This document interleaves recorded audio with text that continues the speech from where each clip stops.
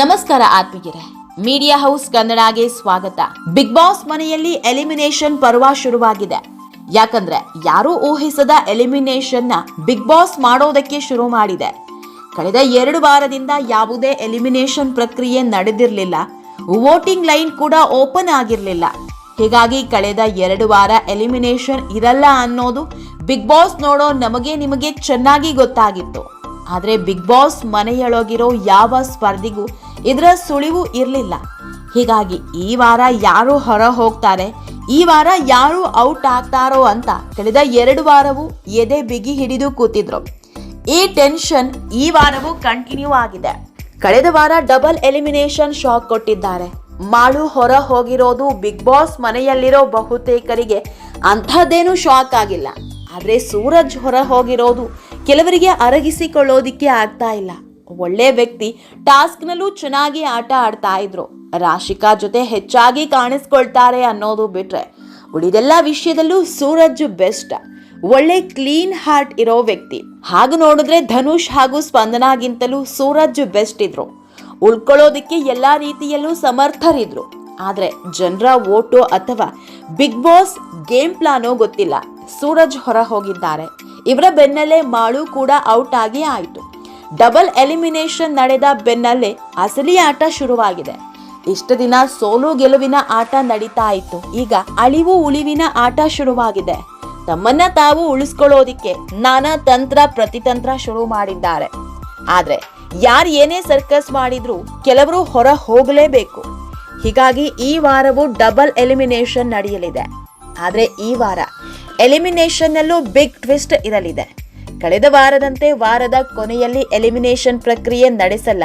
Mid weak ನಲ್ಲೇ elimination ನಡೆಯುತ್ತೆ. ಇದೆಲ್ಲದ್ರ ಬಗ್ಗೆ ಇವತ್ತಿನ ವಿಡಿಯೋದಲ್ಲಿ ಹೇಳ್ತಾ ಹೋಗ್ತೀವಿ. ಅದಕ್ಕೂ ಮೊದಲು ನೀವಿನ್ನೂ ನಮ್ಮ ಚಾನಲ್ನ ಸಬ್ಸ್ಕ್ರೈಬ್ ಮಾಡಿಲ್ಲ ಅಂದ್ರೆ ಮಿಸ್ ಮಾಡಬೇಡಿ, ಈಗಲೇ ಸಬ್ಸ್ಕ್ರೈಬ್ ಮಾಡಿ.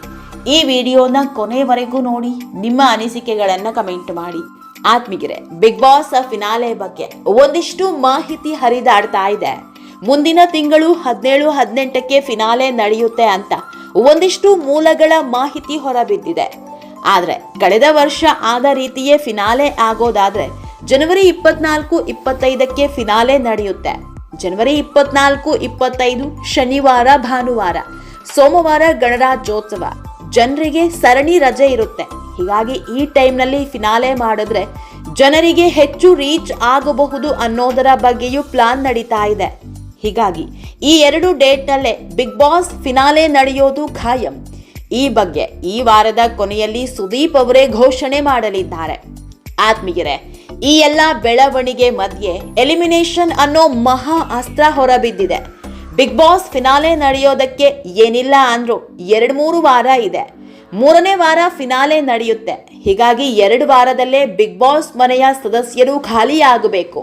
ಕೊನೆ ವಾರದಲ್ಲಿ ಫಿನಾಲೆ ಕಂಟೆಸ್ಟೆಂಟ್ ಮಾತ್ರ ಉಳ್ಕೋತಾರೆ. ಈ ಬಾರಿ ಟಾಪ್ 5 ಕಂಟೆಸ್ಟೆಂಟ್ಗಳನ್ನ ಉಳಿಸಿಕೊಳ್ಳಲಿದ್ದಾರೆ. ಸದ್ಯಕ್ಕೆ ಬಿಗ್ ಬಾಸ್ ಮನೆಯಲ್ಲಿ 9 ಸ್ಪರ್ಧಿಗಳಿದ್ದಾರೆ. ಈ 9 ಸ್ಪರ್ಧಿಗಳಲ್ಲಿ 5 ಮಾತ್ರ ಸೇಫ್ ಆಗೋದು. ಇನ್ನುಳಿದ 4 ಸದಸ್ಯರು ಹೊರ ಹೋಗಲೇಬೇಕು. ಅದು ಕೂಡ 2 ವಾರದಲ್ಲಿ. 2 ವಾರದಲ್ಲಿ 4 ಸ್ಪರ್ಧಿಗಳು ಅಂದ್ರೆ ಡಬಲ್ ಎಲಿಮಿನೇಷನ್ ನಡೀಬೇಕು. ಇಲ್ಲ ಒಂದೇ ವಾರ ಟ್ರಿಬಲ್ ಎಲಿಮಿನೇಷನ್ ನಡೀಬೇಕು. ಟ್ರಿಬಲ್ ಎಲಿಮಿನೇಷನ್ ಮಾಡೋದು ಕಮ್ಮಿ. ಹೀಗಾಗಿ 2 ವಾರದಲ್ಲಿ 1-2 ಸ್ಪರ್ಧಿಗಳನ್ನ ಹೊರ ಹಾಕೋದಕ್ಕೆ ಬಿಗ್ ಬಾಸ್ ಪ್ಲಾನ್ ಮಾಡ್ಕೊಂಡಿದೆ. ಕಳೆದ ವಾರದಂತೆ ಈ ವಾರವೂ ಡಬಲ್ ಎಲಿಮಿನೇಷನ್ ನಡೆಯಲಿದೆ. ಆದ್ರೆ ಈ ವಾರ ಮಿಡ್ ವೀಕ್ ಎಲಿಮಿನೇಷನ್ ನಡೆಯಲಿದೆ. ಬುಧವಾರ ಅಥವಾ ಗುರುವಾರ ಮಧ್ಯರಾತ್ರಿ ಮಿಡ್ ನೈಟ್ ಎಲಿಮಿನೇಷನ್ ನಡೆಯಲಿದೆ. ಈ ವೇಳೆ ಸ್ಪಂದನ ಅಥವಾ ಧ್ರುವಂತ್ ಬಿಗ್ ಬಾಸ್ ಮನೆಯಿಂದ ಹೊರ ಹೋಗಲಿದ್ದಾರೆ. ಸೀಸನ್ 12ರ ಎಲಿಮಿನೇಷನ್ ಪ್ರಕ್ರಿಯೆ ನೋಡಿದ್ರೆ ಮಿಡ್ ನೈಟ್ ಎಲಿಮಿನೇಷನ್ ನಲ್ಲಿ ಧ್ರುವಂತೆ ಹೊರ ಹೋಗಲಿದ್ದಾರೆ. ಯಾಕಂದ್ರೆ ಬಿಗ್ ಬಾಸ್ ಪಾಲಿಗೆ ಸ್ಪಂದನ ಮಾನಸ ಪುತ್ರಿಯಾದಂತೆ ಕಾಣ್ತಾ ಇದೆ.